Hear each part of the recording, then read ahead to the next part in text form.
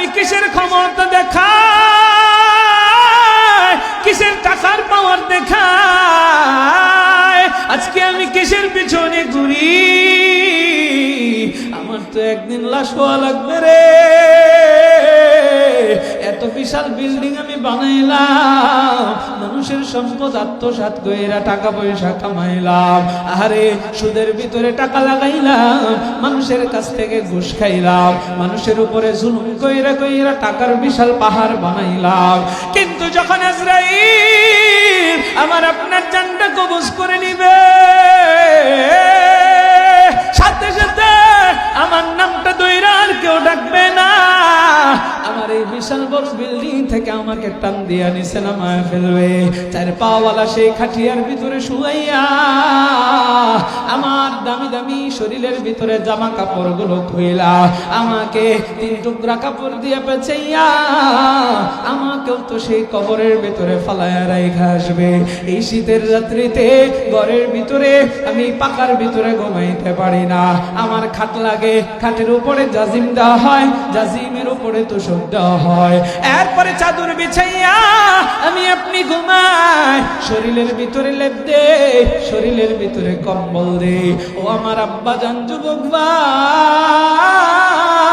এত কিছু শরীরের ভিতরে দিয়েও যখন শীত মানে না, আরো কিছু আমার শরীরের ভিতরে দে।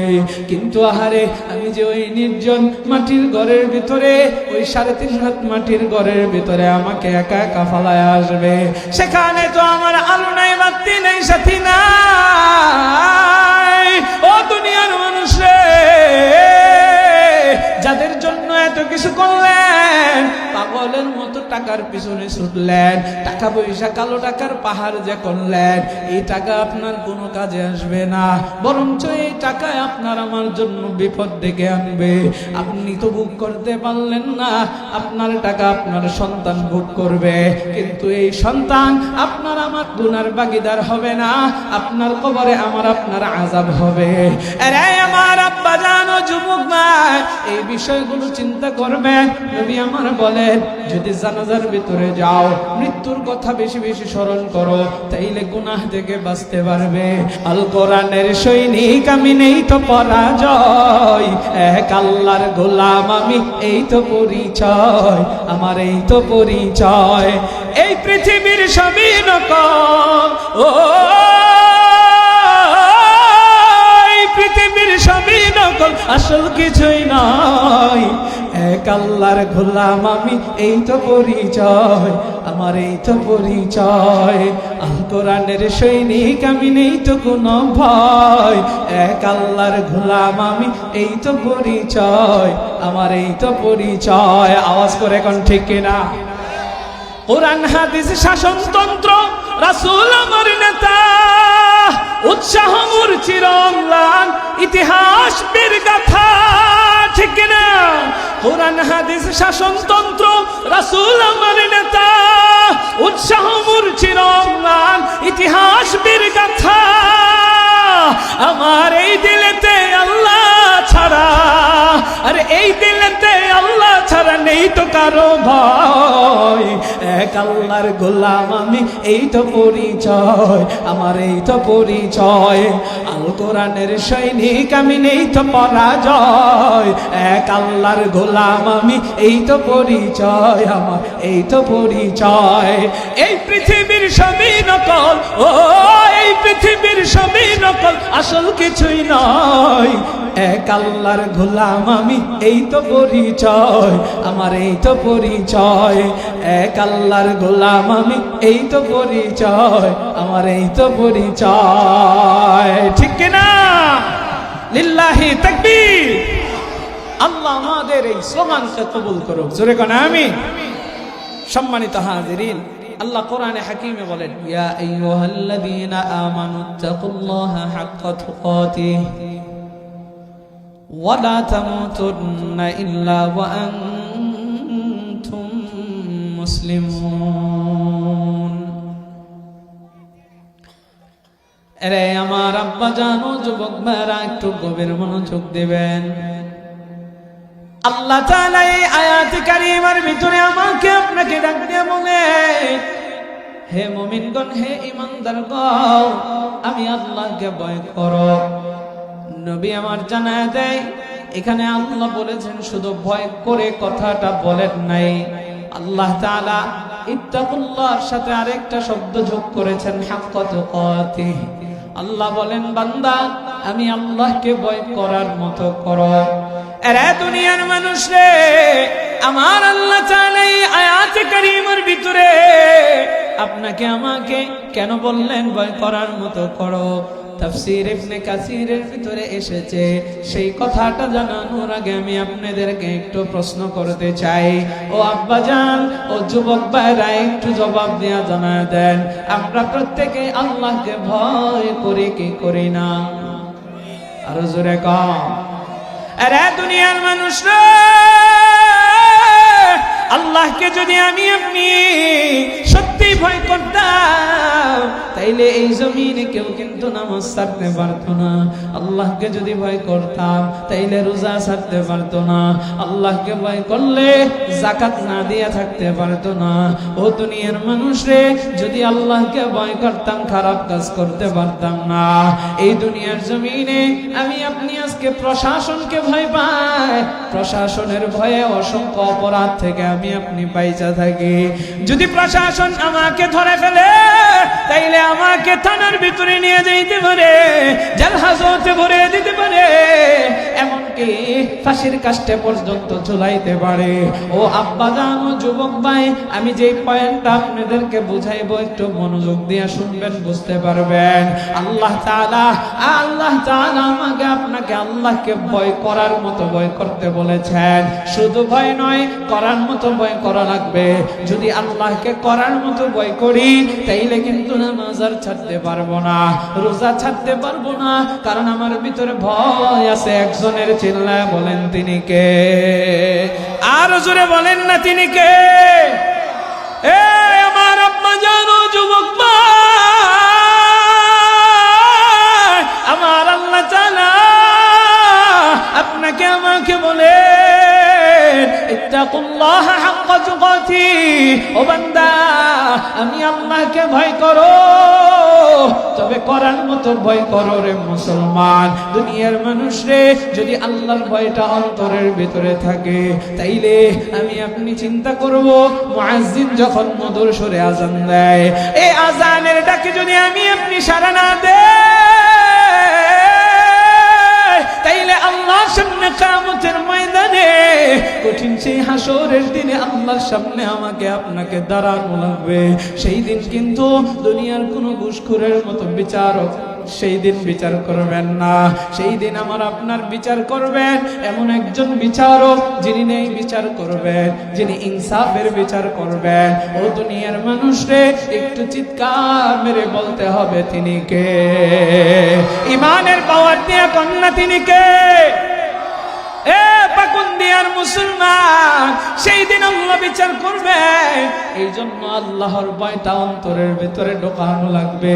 এরপরে আল্লাহ বলেন, ওয়ালা তামুতুন্না ইল্লা ওয়া আনতুম মুসলিমুন। সাবধান, মুসলমান না হয়ে কিন্তু কবরে আইসো না। ও দুনিয়ার মানুষ, এটা আল্লাহ মুসলমানদেরকে বলতেছেন। তাইলে আমি আপনি তো মুসলমান, এরপরেও আল্লাহ কেন বলেন মুসলমান না হয়ে কবরে আইসো না? আরে আমার আব্বা জানো, যুবক ভাই, আমরা মনে করি কালিমা পড়লে আর মুসলমানি করলেই মনে হয় মুসলমান হয়ে যায়। না না না না, মুসলমানের মুসলমানিত্ব আনতে হবে। মুসলমান তাকেই বলা হয় যে ইসলাম কবুল করেছে, আল্লাহর কাছে পরিপূর্ণ আত্মসমর্পণ করেছে, সেই ব্যক্তিটাই মুসলমান। আল্লাহ তাআলা হযরত ইব্রাহিম নবীকে বলেন, ক্বালা লাহু রাব্বুহু আসলিম। ও ইব্রাহিম, তুমি মুসলমান হয়ে যাও, আমি আল্লাহর কাছে আত্মসমর্পণ করো। ইব্রাহিম নবী জানায়া দেয়, قال له ربه أسلم قال أسلمت لرب العالمين। ও আল্লাহ, আমি ইব্রাহিম তোমার কাছে আত্মসমর্পণ করলাম। জোরে কোন সুবহানাল্লাহ। তাহলে এবার একটু বুঝেন মনোযোগ দিয়া। আল্লাহ ইব্রাহিম নবীকে বলেন, ইব্রাহিম তুমি মুসলমান হও, আত্মসমর্পণ করো। ইব্রাহিম নবী কয়, ও আল্লাহ, আমি আপনার কাছে আত্মসমর্পণ করলাম। আত্মসমর্পণ করা মানে কি? দুনিয়ার একটা উদাহরণ দেয়া বোঝায়। আপনি ধরেন একজন আসামি, পুলিশে আপনারে দৌড়াইতেছে, তো আপনি পালায়া যাওয়ার চেষ্টা করতেছেন, তখন পিছন দিক দিয়ে পুলিশ বলতেছে এই দাঁড়া, নালে তোলে গুলি করবো। সে কি করবে? গুলি করবে। তখন আসামি বলতেছে হাত উঠায়া আমি আত্মসমর্পণ করলাম।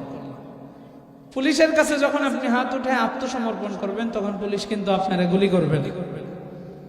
যদি আমাদের দেশের পুলিশ হয় আর প্রতিহিংসা থাকে, তাইলে তো আপনার আত্মসমর্পণের সুযোগও দিত না, আগেই মেরে ফেলে।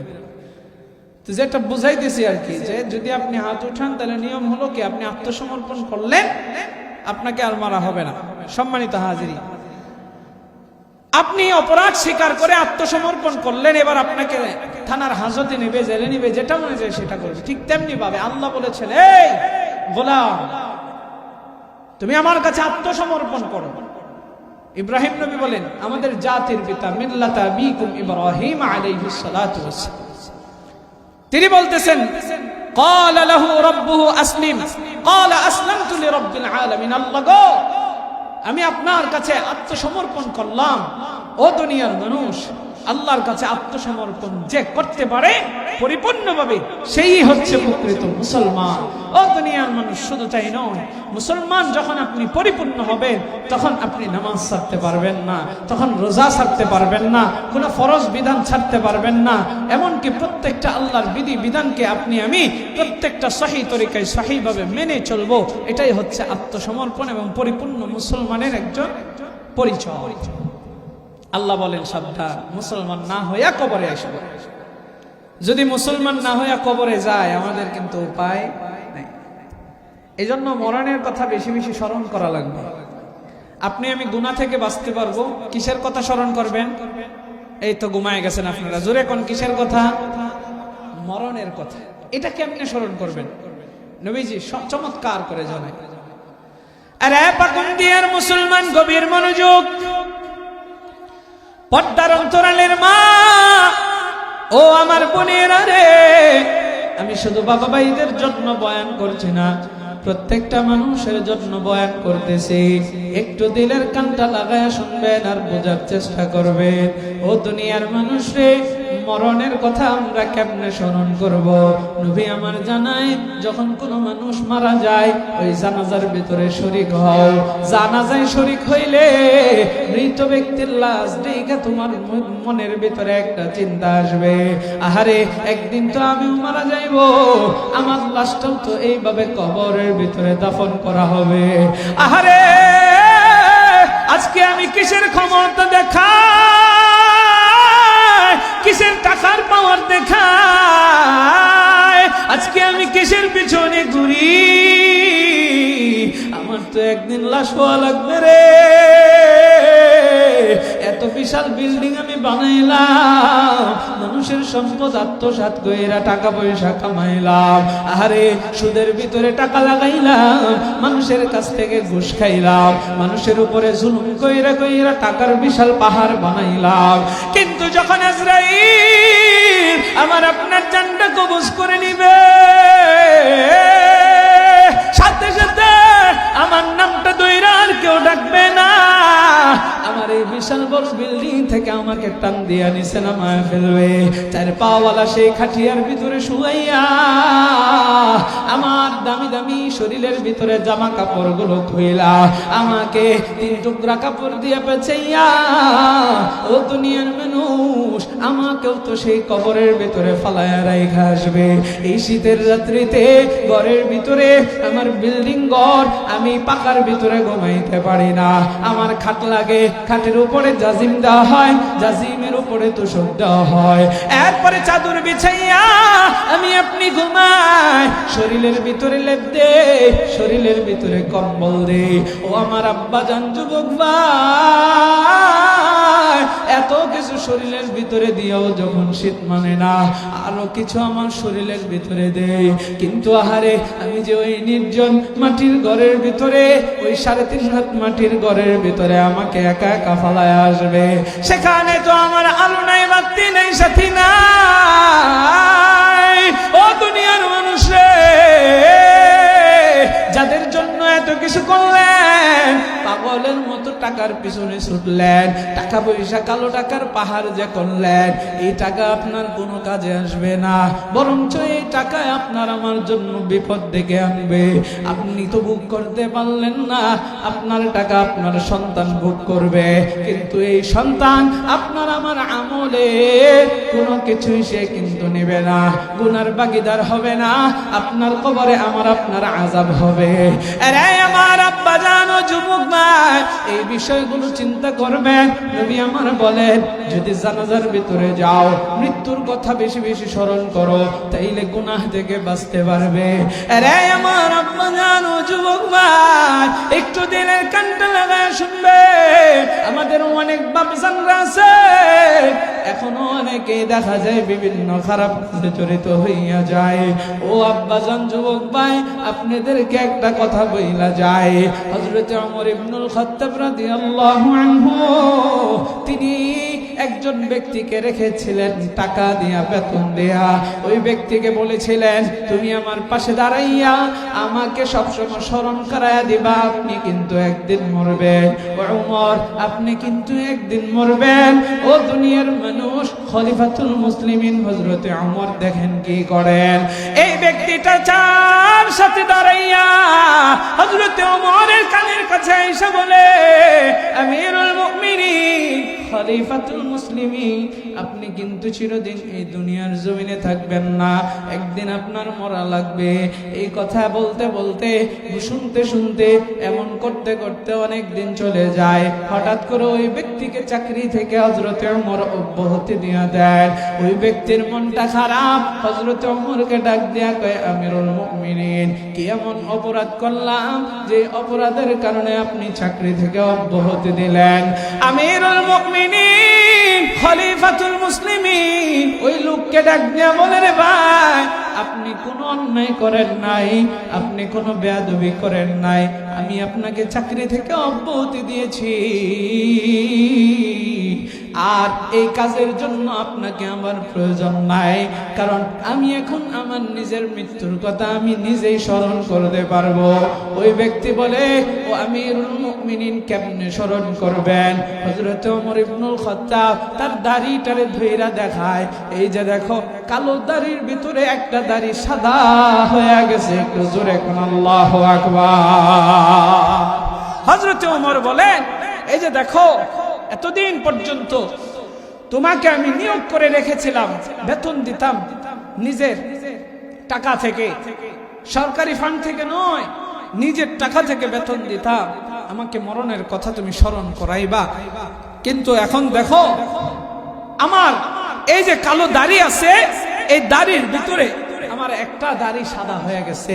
এই জন্য নবীজি বলেন যে তোমাদের যখন দাড়ি সাদা হয়ে যাবে বা চুল পেকে যাবে, তখন বুঝে যাইবা তুমি কবরের কাছাকাছি চলে গেছো। অবশ্যই মৃত্যুর কোনো বয়স নাই, কিন্তু আমি কেন এই কথা বললাম?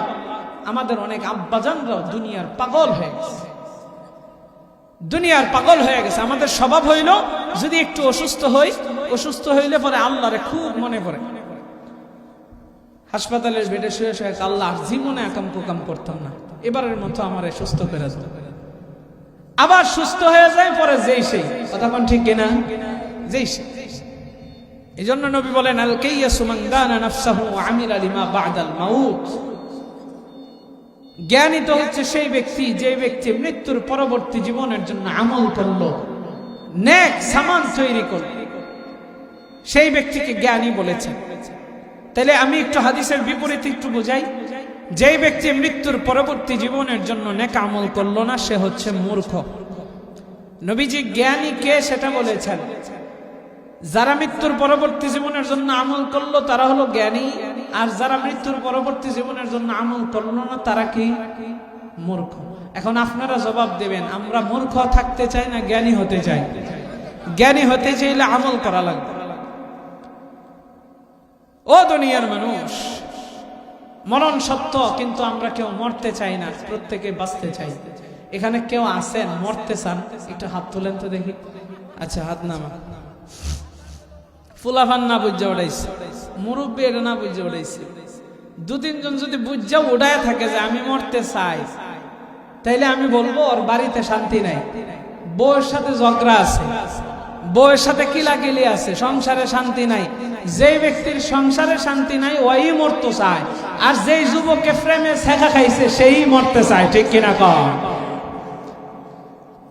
সম্মানিত হাজিরি, আচ্ছা আপনার যদি কিডনি নষ্ট হয়ে যায়, তাহলে আপনি কি ঘরের ভিতরে হইয়া থাকেন কোন যে থাকা নষ্ট হয়েছে মরে গেলে যাবো নাকি চিকিৎসা করা?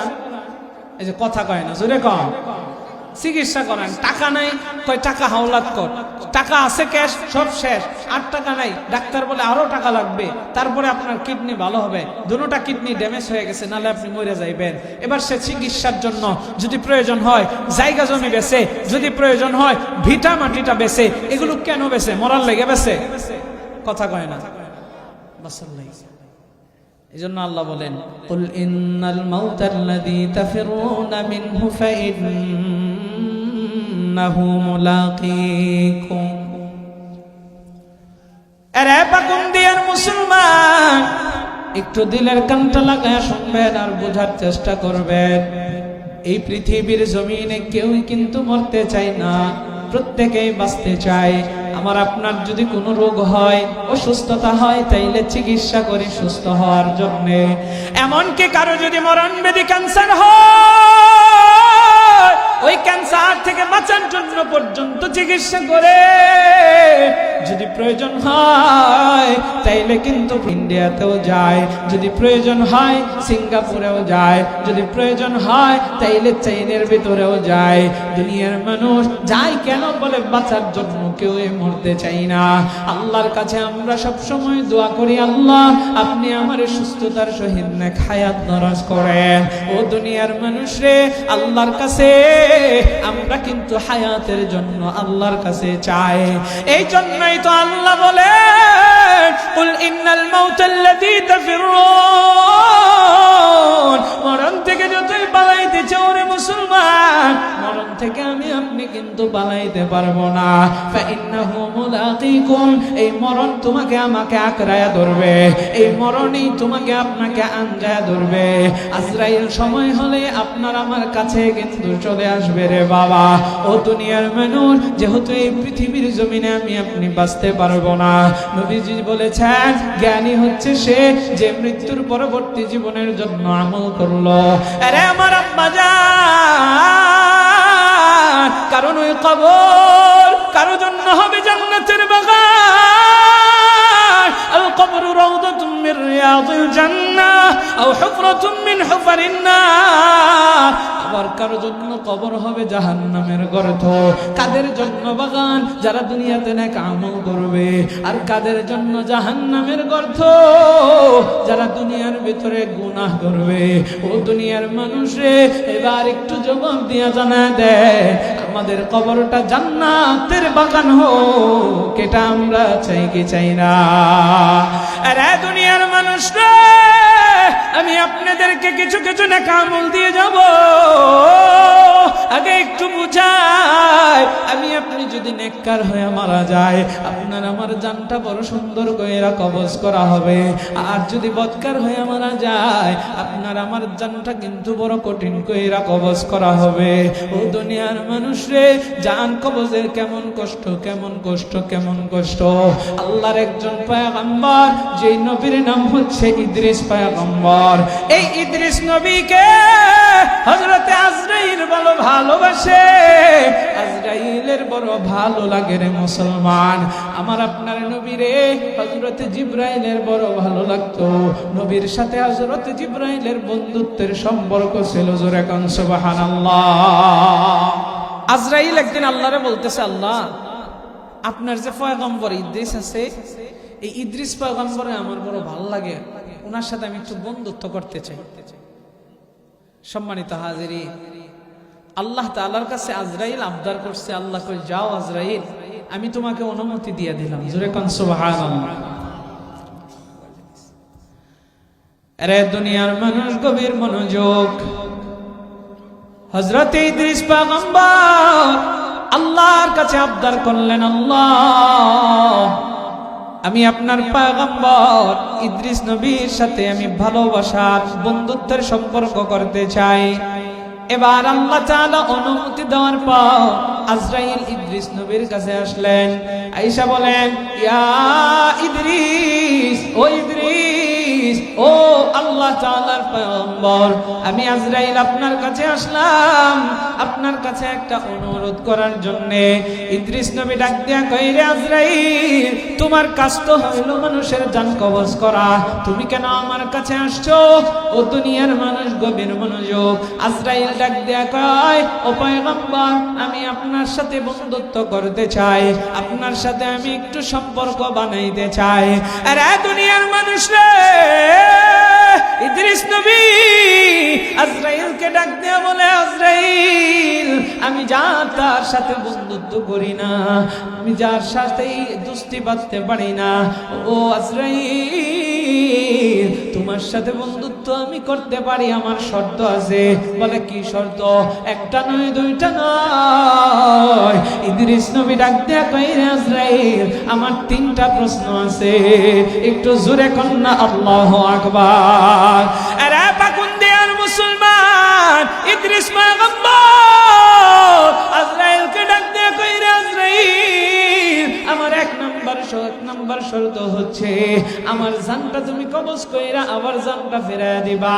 আমি বুঝতে চাই এই জান কবজের কষ্ট কেমন। দুনিয়ার মানুষ রে, ওই যে আপনাদেরকে একটু আগে জানাইতেছিলাম, বদকারের জানটা কবজ করলে কেমন কষ্ট হবে, নেককারের জানটা কবজ করলে কেমন কষ্ট হবে। এই কাহিনীটা আমার মায়ের নবীকে আজরাইল নিজে জানাইছে। আজরাইল আমার মায়ের নবীকে জানানোর পর নবী আবার সাহাবীদেরকে জানাইছে। এইভাবে আমাদের পর্যন্ত এসেছে। দুনিয়ার মানুষ গভীর মনোযোগ দিয়ে শুনবেন। আরে দুনিয়ার মানুষ রে, এমন শর্ত দিছে, হযরতে আজরাইল বিপদে পড়ে গেছে, আল্লাহর কাছে যাইয়া বলে, রব্বে কারীম, এমন এক শর্ত দিছে তোমার বন্ধু, এমন এক শর্ত দিছে তোমার পয়গম্বর, আমি নাকি তার জানটা কবজ করতাম। ও আল্লাহ, এখনো তো তোমার বন্ধুর হায়াত শেষ হয় নাই। দুনিয়ার মানুষ রে, হযরতে আজরাইলকে আল্লাহ তাআলা জিজ্ঞাসা করে কি শর্ত দিছে, অথচ আমার আল্লাহ জানেন নাকি জানেন না? জোরে কান। আরে দুনিয়ার মানুষ রে, হযরতে আজরাইল আল্লাহর কাছে অনুমতি চাওয়ার পর আল্লাহ অনুমতি দিয়ে দিলেন, যাও যাও যাও, ইদ্রিসের জানটা কবজ কইরা আবার জানটা তার ভিতরে ঢুকায় দিবা। দুনিয়ার মানুষ রে, হযরতে আজরাইল আসলেন, ইদ্রিস নবীর জানটা কবজ করলেন, আবার ও জানটা ভিতরে ঢুকায় দিলেন। ও দুনিয়ার মানুষ, এবার 2 নাম্বার শর্ত। ইদ্রিস নবী ডাক দিয়া কই, রে আজরাইল, আমি জাহান্নামটা গইরা গইরা দেখতে চাই, একটু চিল্লায়া কন্যা আল্লাহু আকবার। এবার হযরতে ইদ্রিস নবী 2 নাম্বার শর্ত দেওয়ার পর আজরাইল আবার আল্লাহর কাছে গেলেন। আল্লাহকে বললেন, আল্লাহ, আমি তো বন্ধুত্ব এখনো বাঁধতে পারি নাই, আমাকে 2 নাম্বার শর্ত দিছে। আল্লাহ বলে, যাও, এটাও পূরণ করো। এবার হযরতে আজরাইল ইদ্রিস নবীকে জাহান্নামটা ঘোরায় ঘোরায় দেখাইলেন। ও দুনিয়ার মানুষ রে, এবার আজরাইল বলে, একটু বন্ধুত্ব করেন। কয়, না, আমার 3 নাম্বার শর্ত আছে, এটা পূরণ করো, এরপরে তোমার সাথে বন্ধুত্বে পারবো। দুনিয়ার মানুষ বলে, এবার 3 নাম্বার শর্ত কি? ইদ্রিস নবী ডাক দেয়া কয়, রে আজরাইল, 3 নাম্বার শর্ত হলো আমি একটু আল্লাহর জান্নাতটা ঘুরে ঘুরে দেখতে চাই। আরে দুনিয়ার মানুষ রে, আজরাইল আল্লাহকে ডাক দিয়ে বলে, তোমার পয়গম্বর জান্নাতটা ঘুরে ঘুরে দেখতে চাই। ওগো রব, তুমি যদি অনুমতি না দাও, তাইলে আমি আমার খায়েশ মিটাইতে পারবো না, তার সাথে বন্ধুত্ব করতে পারবো না। ওগো রব, তুমি একটু অনুমতি দিয়া দাও। আল্লাহ বলেন, ঠিক আছে, যাও, আমার পয়গম্বরের জান্নাতটা গইরা গইরা দেখায় আবার বের করে আনো। এবার হযরত ইদ্রিস নবীকে জান্নাতের ভিতরে নিয়ে যখন আজরাইল ঘুরতে বলে, এবার ইদ্রিস নবীকে আজরাইল বলে, বেরিয়ে আসো, জান্নাত তো দেখলা দুনিয়ার মানুষ হযরত ইদ্রিস নবী জান্নাত থেকে আর বের হয় না, জোরে কোন আল্লাহু আকবার। ইদ্রিস নবী জান্নাত থেকে বের হয় না, দাঁড়ায় রইছে। হযরত আজরাইল কয়, কিও তুমি দাঁড়ায় রইছো, বের হও না কেন? দুনিয়ার মানুষ আজরাইল চমৎকার এক জবাব দিছে, জবাবটা জানায় দেয়, আচ্ছা আল্লাহ তাআলা ওয়াদা করেছেন কেউ যদি জান্নাতের ভিতরে ঢোকে আর জীবনে কোনোদিন জান্নাত থেকে বের হওয়া লাগবে না, তাইলে আল্লাহ ওয়াদা করছে, এখন আমি যদি জান্নাত থেকে বের হয়ে যায় তাইলে তো আল্লাহর ওয়াদা মিথ্যা হয়ে যাইব। আল্লাহরে জিজ্ঞাসা করো। আজরাইল আল্লাহরে জিজ্ঞাসা করে, আল্লাহ তাআলা বলেন হ্যাঁ আমি তো এটা ওয়াদা করেছি। সুতরাং ইদ্রিস নবী বলেন তাইলে আল্লাহর যেহেতু ওয়াদা সেহেতু আমি জান্নাত থেকে আর বের হব না, জোরে কোন সুবহানাল্লাহ। ইদ্রিস নবী আর বের হয় নাই, ইদ্রিস নবী এখনো জান্নাতের ভিতরে আছে, জোরে কোন না সুবহানাল্লাহ, আরো জোরে কোন সুবহানাল্লাহ। এবার আসেন, জীবনে মানুষের একবার হায়াত পাইলে একবার মরণ হবে। ইদ্রিস নবীর মরণ হয়েছে।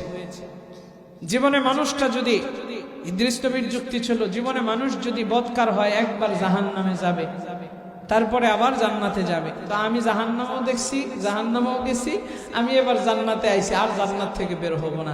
আল্লাহর ওয়াদা অনুযায়ী ইদ্রিস পয়গম্বর এখনো জান্নাতের ভিতরে আছেন, তিনি আর বের হন নাই। ইদ্রিস নবী কয়, আজরাইল এবার আমার সাথে বন্ধুত্ব করতে চাইলে করো।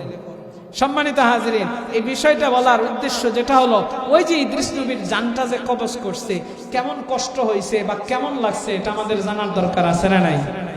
আপনাদের আওয়াজ একটা জানার দরকার নাই, জোরে কোন আছে না নাই? এই ইদ্রিস নবীর কেমন কষ্ট হয়েছে এটা জানার জন্য যেতে হবে আবার আজরাইলের কাছে। আজরাইলের কাছে কে গেছে? আমার আপনার নবী সরকারে দু আলম নবী। সংক্ষেপ করে দিচ্ছি, যত সময় শেষের দিকে সংক্ষেপে আমি যতটুকু বলতে পারি। জিব্রাইল আমিন আল্লাহর নবীকে সব মেরাজ সামনে আসতেছে।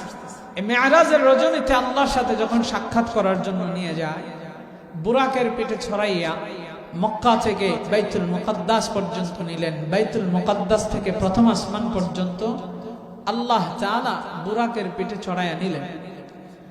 এইভাবে যাইতে যাইতে 7টা আসমান ভেদ করে সিদরাতুল মুনতাহা পর্যন্ত হযরতে জিব্রাইল সঙ্গী হলেন। সিদরাতুল মুনতাহার পরে জিব্রাইলের আর অনুমতি নাই সিদরাতুল মুনতাহা ক্রস করার, কারণ এই সিদরাতুল মুনতাহা হচ্ছে হযরতে জিব্রাইলের বাড়ি, জোরে কোন সুবহানাল্লাহ। এই বাড়ি পর্যন্ত যায়া জিব্রাইল আমিন স্টপ। নবীজি বলেন, তুমি স্টপ হয়ে গেলা? কই ইয়া রাসূলুল্লাহ ইয়া হাবিবাল্লাহ, এরপরে আমার আর যাওয়ার অনুমতি নাই। কোন অনুমতি নাই, তাইলে এখন কি করতে হবে? কয় আপনার একা একা যেতে হবে। কিসে চড়ে যাব? বুরাক নাই। বলে এখান থেকে আপনাকে আল্লাহ তাআলা রফ দিবেন, জোরে কোন সুবহানাল্লাহ।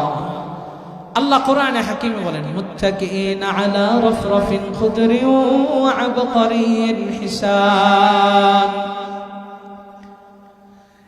আরে পাকুন্দিয়ার মুসলমান, গভীর মনোযোগ। সিদরাতুল মুনতাহা থেকে আল্লাহ তাআলার পয়গম্বর আমার আপনার নবী রফরফের পিঠে চড়া আল্লাহ তাআলার পয়গম্বর রওনা দিলেন। এই রফরফ কি জিনিস আল্লাহ তাআলা কোরআনে হাকিমে জানায়, মুত্তাকিইনা আলা রফরফিন খুদরিন ওয়া আবকারিন হিসান। এটা এক জান্নাতের সবুজ এক মসনদ, যে জান্নাতের সবুজ মসনদের ভিতরে আরামদায়ক এই মসনদের ভিতরে জান্নাতীরা বসবে, জান্নাতীরা হেলান দেবে, জান্নাতীরা এখানে বিশ্রাম করবে। ও দুনিয়ার মানুষ রে, এই রফরফ এমন দ্রুতগামী, এত দ্রুতগামী রফরফ চোখের পলকে ওই জায়গার ভিতরে নিয়ে যাইয়ে আমার মায়ার নবীকে রফরফ চৈরা চৈরা সামনের দিকে যায়। আমি সংক্ষেপ করে সামনের দিকে চলে যাইতেছি। আমার মায়ার নবী দেখেন, যখন আসমান পার হইয়া জিব্রাইলকে ছাড়া নবী আমার যায় আল্লাহর সাথে সাক্ষাতের জন্য, নবী আমার দেখেন বিশাল বড় এরিয়া, অন্ধকার আর অন্ধকার। কিছুক্ষণ পরে পরে ধূপধাপ আওয়াজ, আর বিশাল বিশাল দেহ বিশিষ্ট ফেরেশতাদেরকে নবী দেখে এক একজন কাজের ভিতরে নিয়োজিত আছে। এইভাবে যাইতে যাইতে এক পর্যায়ে আমার মায়ার নবী একজনকে দেখেন যে বিশাল দেহ বিশিষ্ট, চেহারাটা বড় কুৎসিত, সে একটা জায়গার ভিতরে বসে আছে। ও দুনিয়ার মানুষ রে, কিতাবের ভিতরে লেখা হয় ওই জায়গার ভিতরে বৈশা তার হাতের ভিতরে একটা নূরের ফুলকে, আর তার সাইডের ভিতরে একটা গাছ, যে গাছের পাতাগুলো হচ্ছে সবুজ বর্ণ। আরে দুনিয়ার মানুষ, ওই ব্যক্তিটা একবার তার হাতের ফুলকের দিকে তাকায়, আরেকবার গাছের পাতার দিকে তাকায়। আবার দেখেন নবী আমার কিছু পাতা হলুদ বর্ণ হয়ে পড়ে যাইতেছে। দুনিয়ার মানুষে ওই ব্যক্তিটা আবার তার হাত দেয়া কি যেন ওই নূরের ফুলকের ভিতরে আগ দেয়া কাইটা দেয়। দুনিয়ার মানুষে নবী আমার এই ব্যক্তিকে দেখা এমনিই তো নবী আমার একা একা ভয় পাইতেছে। আল্লাহর নবী ওই ব্যক্তিটাকে সালাম দিলেন, সালাম, কিন্তু সালামের জবাব সাথে সাথে যায় নাই। কিছুক্ষণ পরে মাথাটা জাগাইয়া ওই ব্যক্তি সালামের জবাব দিলেন আর বললেন, আহলান সাহলান মারহাবান তাইয়িবান মুবারাকান ইয়া মুহাম্মদ, আপনার জন্য, আপনার উম্মতের জন্য আপনার এই শবে মেরাজ শুভ হোক। একটু জোরে কোন সুবহানাল্লাহ। নবী আমার এতক্ষণ কিছুটা ভীত সন্ত্রস্ত ছিলেন, কিন্তু যখন ওই ব্যক্তি আমার মায়ার নবীকে আহলান সাহলান জানাইছে, এবার নবী আমার সাহস পাইছে। ব্যক্তিকে জিজ্ঞাসা করে, মান আনতা, তুমি কে?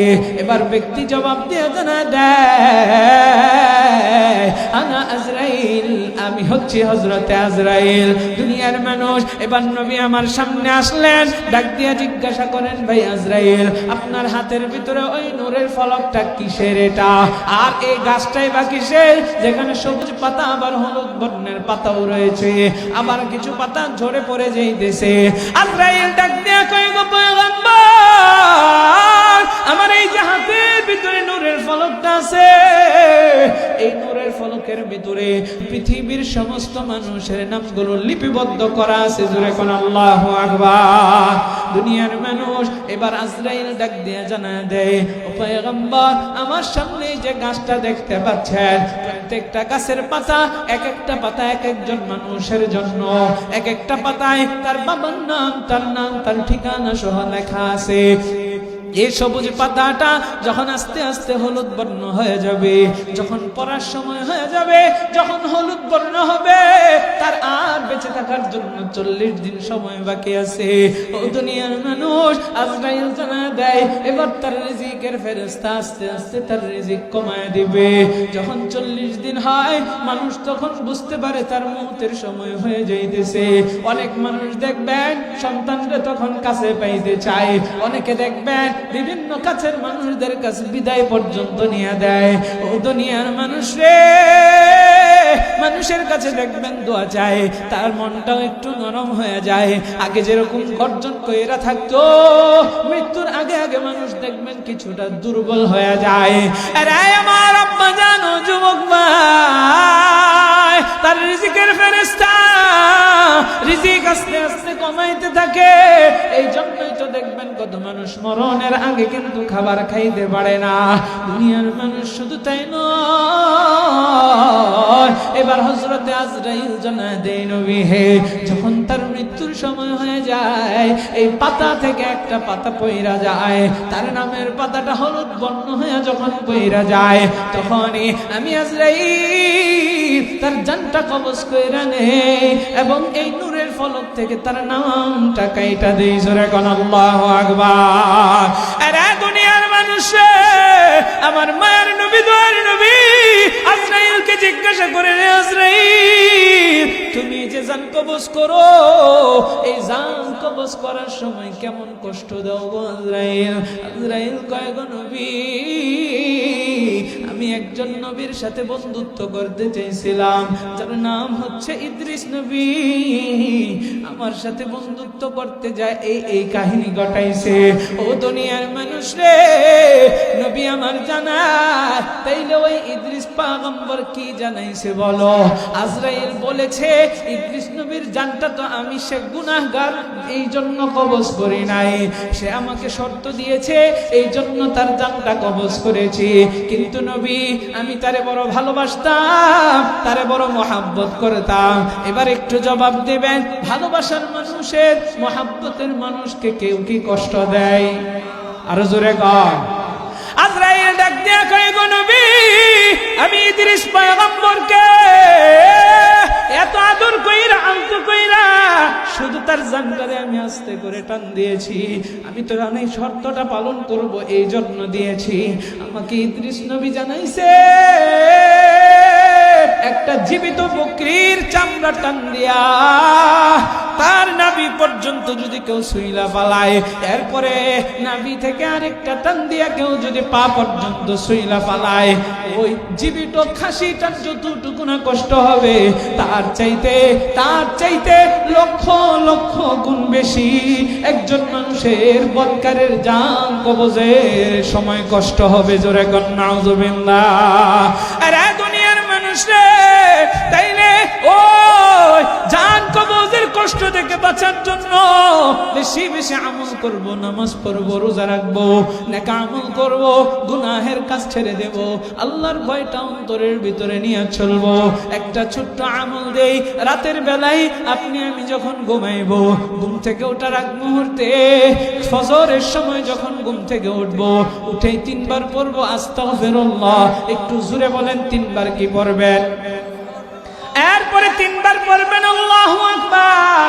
এরপরে একবার পড়বেন ঘুম থেকে ওঠার যে দোয়া, আলহামদুলিল্লাহিল্লাযী আহইয়ানা বা'দামা আমাতানা ওয়া ইলাইহিন নুশুর। এই আমলটা কোন বান্দা যদি করতে পারে, আমার মায়ার নবী জানায় দেয়, সারা রাত নাকে তেল দিয়ে বান্দা ঘুমাইবা, আমার আল্লাহ সারা রাত তোমাকে নফল ইবাদত করার সব আমল নামায় দিয়ে দিবেন।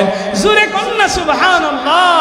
আমরা যে কথাগুলো শুনলাম এই কথাগুলোর উপরে আমল করব, কারা কারা নিয়ত করে 2টা হাত তুলে আল্লাহরে দেখায় দেই।